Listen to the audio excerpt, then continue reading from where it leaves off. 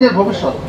এখন একটা কথা আমি গত 2 মাস ধরে বলে যাচ্ছি যে আমার যেটা ওভারঅল অ্যাসেসমেন্টে বাগেরহাটে আমরা লেখাপড়া একটু পিছিয়ে আছি। এখন আপনি যদি স্বাস্থ্য সচেতন হলেন, সব কিছু বুঝলেন, কিন্তু পড়াশোনা যদি পিছিয়ে যায় পরবর্তীতে আপনি আগাতে পারবেন না। অর্থাৎ এই সচেতনতাটা শুধুমাত্র এই আমরা যারা শিখেছি তাদের মধ্যে যেন সীমাবদ্ধ না থাকে। অর্থাৎ হয়তো এই সুযোগটা আমরা সবাই পাইনি, এখানে 200 জন 300 জনের মতো আপনারা পার্টিসিপেট করার সুযোগ পেয়েছেন।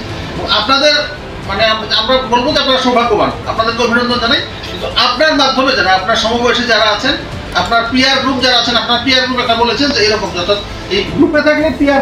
সম্মানিত সুধীজন, উপস্থিত রয়েছেন উত্তরণ এবং ওয়ার্ল্ড ভিশনের কর্মকর্তা কর্মচারীবৃন্দ, সকলকে ওয়ার্ল্ড ভিশনের পক্ষ থেকে শুভেচ্ছা অভিনন্দন জ্ঞাপন করছি।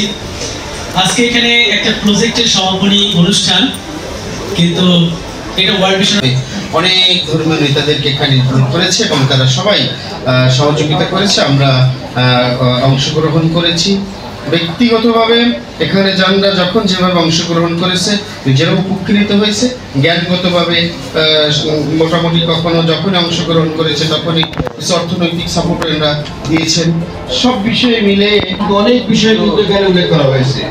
বাট আমি মনে করি এই যে এজ গ্রুপ একের প্রতি আকর্ষণ, এটা ক্ষুধা প্রদত্ত প্রাকৃতিক, এই বিষয়টাকে সংযত করতে হবে। এই বিষয়কে আমরা কিছু পদক্ষেপ নিয়েছি এবং নৈতিকতা, এই দুটো বিষয়ে যদি আমরা স্ট্রংলি।